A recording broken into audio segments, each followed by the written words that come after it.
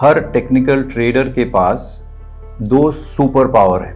ये दो super power बाकी जो एनालिस्ट या ट्रेडर्स होते हैं उनके पास नहीं है ये। और ये दो सुपर पावर्स क्या है, दो main strengths of technical trader क्या है, चलिए इस वीडियो में मैं आपके साथ शेयर करता हूँ।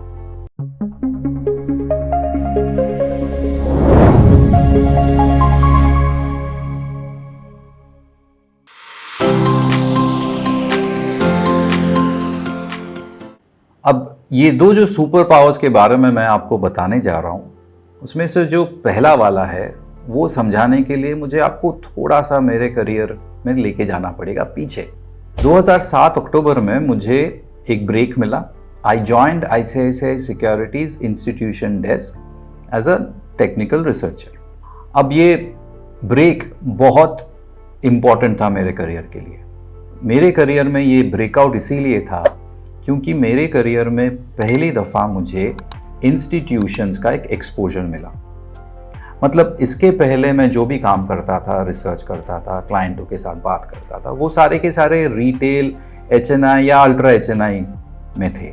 लेकिन अक्टूबर 2007 के बाद मेरा इंटरैक्शन चालू हुआ आपके FIIs और DIIs के साथ, मतलब म्यूचुअल फंड्स हो या एसेट मैनेजमेंट कंपनीज हो एक्सेट्रा। और इसके बाद भी मैंने जो कंपनीज ज्वाइन किए वहाँ पे भी मेरा ये इंटरैक्शन इंस्टीट्यूशंस के साथ रहा। इसीलिए मैं अपने करियर में इसको एक ब्रेकआउट मानता हूँ। अब ICICI सिक्योरिटीज़ के इंस्टीट्यूशन डेस्क ज्वाइन करने के बाद मुझे फर्स्ट वीक में ही एक चीज़ दिखा, साफ difference. Of course institution desk, use of Bloomberg, quality of work, वो तो है ही।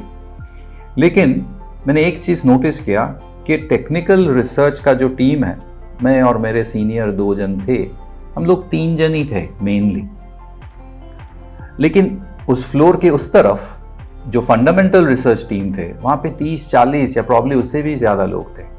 ये डिफरेंस इसलिए कि अगर कोई भी एनालिस्ट अगर ढंग से प्रॉपरली हाई क्वालिटी सेक्टरल या स्टॉक एनालिसिस करना चाहे, कंपनी एनालिसिस करना चाहे, तो उस इंसान का पूरा करियर उस सेक्टर में ही बीतना चाहिए। मतलब अगर कोई भी एनालिस्ट अगर सोचिए बैंकिंग या फिर टेलीकॉम या फिर सीमेंट, FMCG सेक्टर को अगर ट्रैक करना चाहते हैं, उनके कंपनीज को समझना चाहते हैं, बहुत वक्त लगता है, बहुत एनर्जी लगता है। मुझे ये समझ में आया कि वो 30-40 जन एक्चुअली बटे हुए हैं वेरियस डिपार्टमेंट्स में। सोचिए निफ्टी 50, आपको पता ही होगा, बेंचमार्क निफ्टी 50 इंडेक्स। आपको पता है कि निफ्टी 50 के अंदर कितने सारे सेक्टर्स है आज की तारीख में? लगभग 15 सेक्टर्स। उन 15 सेक्टर्स में से सबसे इंपॉर्टेंट सेक्टर कौन सा है? बैंकिंग। अब बैंकिंग के अंदर PSU बैंक्स भी है, प्राइवेट बैंक्स भी है, फिनेंशियल इंस्टीट्यूशंस जैसे इंश्योरेंस कंपनीज है, NBFCs है, फिनेंशियल अदर भी कंपनीज है। उसके बाद IT में आते हैं, इंफॉर्मेशन टेक्नोलॉजी, वहाँ पे भी वैरायटी है, FMCG, consumer durables, metals etcetera. अब एक कंपनी को समझने के लिए सोचिए HDFC बैंक, प्राइवेट बैंक, उसको समझने के लिए पूरा प्राइवेट बैंकिंग स्ट्रक्चर समझना इम्पॉर्टेंट है। और बहुत सारे पैरामीटर्स जाता है एक पर्टिकुलर सेक्टर और उस सेक्टर के अंदर पर्टिकुलर स्टॉक्स को समझने के लिए। इसीलिए फंडामेंटल एनालिसिस जो कि कंपनी एनालिसिस है, that is time consuming, that is resource consuming, वक्त लगता है। एंड एक पर्टिकुलर एनालिस्ट उस सेक्टर में अब जब ईयर्स स्पेंड करता है, वो उस सेक्टर का एक एक्सपर्ट बन जाता है, और वही ठीक है। और इसीलिए उस 30-40 जन के टीम में बैंकिंग एक्सपर्ट्स थे, FMCG एक्सपर्ट्स थे, मेटल एक्सपर्ट्स थे एक्सेट्रा। अगर हम वहाँ पे बैंकिंग एक्सपर्ट को मेटल के स्टॉक के बारे में पूछे तो प्रॉब्लम उसको पता नहीं होगा, बिकॉज वो ट्रैक नहीं करता, उसके पास वो डेटा नहीं है, वो उसका कोर कॉम्पिटेंस नहीं है। अब मेरे पास आइए, एक टेक्निकल ट्रेडर को क्या चाहिए?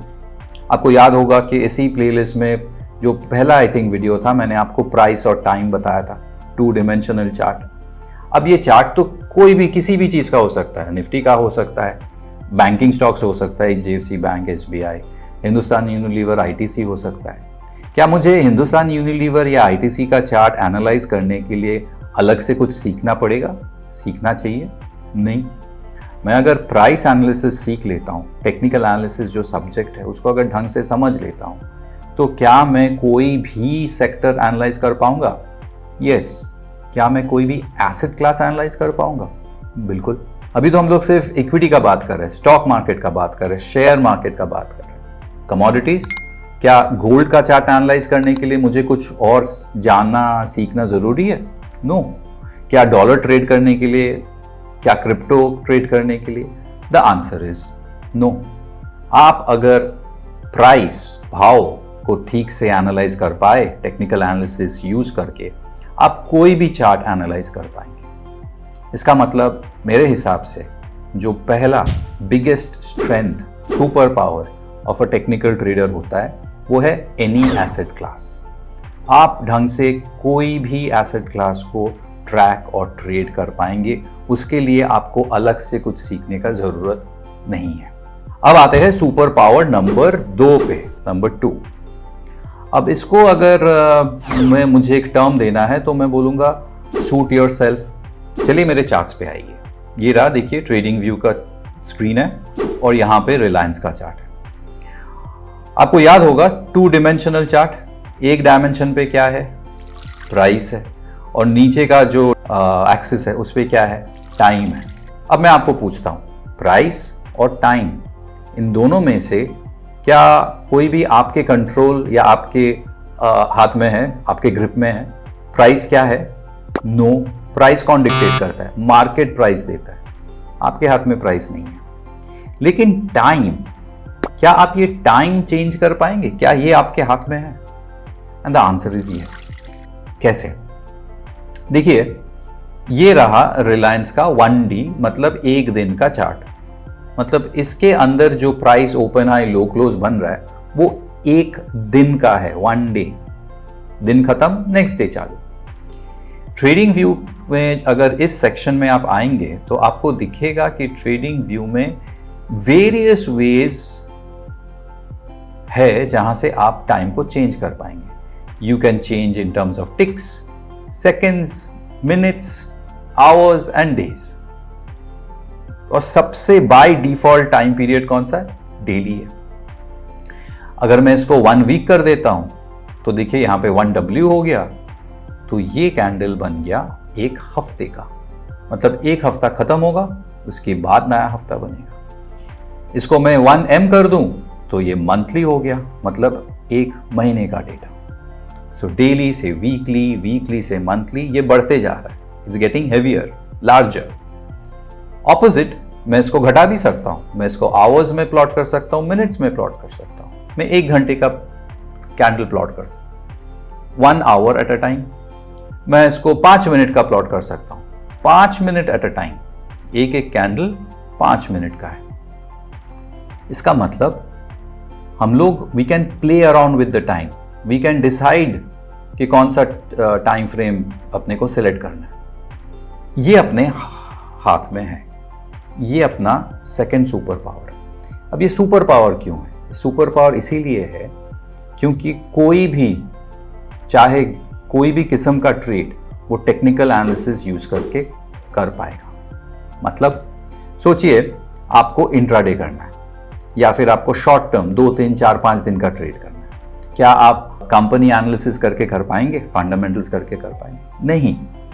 कंपनी एनालिसिस, फंडामेंटल्स का एक सर्टेन स्ट्रक्चर, एक बिलीफ सिस्टम है कि it has to be long term, because उसका डेटा ही लॉन्ग टर्म है। करेक्ट। यहां पे जो डेटा है वो प्राइस है, वो शॉर्ट टर्म है, वो रोज चेंज होते रहता है। तो अगर मुझे इंट्राडे करना है, मैं कंपनी एनालिसिस करके कोई फायदा नहीं होने वाला। उसके लिए मुझे प्राइस एनालिसिस पे आना पड़ेगा। तो टेक्निकल्स आपको वो अपॉर्चुनिटी देगा कि करो इंट्राडे, वही रूल्स फॉलो करके, वही एनालिसिस करके।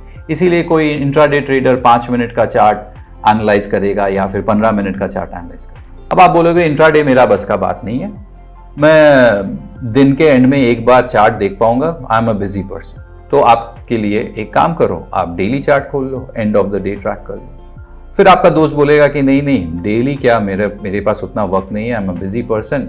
हफ्ते में एक बार सैटरडे संडे स्टॉक्स पे थोड़ा बहुत देख लूंगा, मार्केट में क्या हुआ, मेरे पोर्टफोलियो में क्या हो रहा है। वीकली चार्ट देखिए, मंथली चार्ट देखिए, क्वार्टरली चार्ट देखिए, सुपर लॉन्ग टर्म चार्ट देखिए। मतलब आपका जो अप्रोच है मार्केट की तरफ वो बहुत शॉर्ट टर्म में इंट्राडे हो सकता है, उससे थोड़ा सा ज़्यादा शॉर्ट टर्म स्विंग हो सकता है, उससे थोड़ा सा ज़्यादा पोजीशनल, मीडियम टर्म या फिर सुपर लॉन्ग टर्म। जो भी हो, एनालिसिस सेम है। टाइम फ्रेम चेंज हो रहा है, एनालिसिस चेंज नहीं हो रहा है। एक फुल टाइम ट्रेडर वो इंट्राडे भी करेगा, वो शॉर्ट टर्म भी करेगा, वो मीडियम टर्म, लॉन्ग टर्म सब करेगा, बिकॉज उसका काम ही वही है, फुल टाइम ट्रेडर। एक working professional probably positional trade करेगा, लॉन्ग टर्म होल्डिंग करेगा। लेकिन इन दोनों के लिए एनालिसिस तो सेम ही है। एक इंसान मल्टीपल टाइम फ्रेम्स ट्रेड कर रहा है, दूसरा इंसान प्रॉब्ली 1 या 2 टाइम फ्रेम ट्रेड कर रहा है। इसके लिए उसको अलग से कुछ सीखने का ज़रूरत नहीं है। सो ये रहा मेरा 2 main super powers of a technical trader. अब बताइएगा मुझे, क्या आप सहमत हो? Do you agree with me? और क्या तीसरा सुपर पावर है? अगर है तो डेफिनेटली मेरे साथ शेयर कीजिएगा। Till then, take care of yourselves and trade well.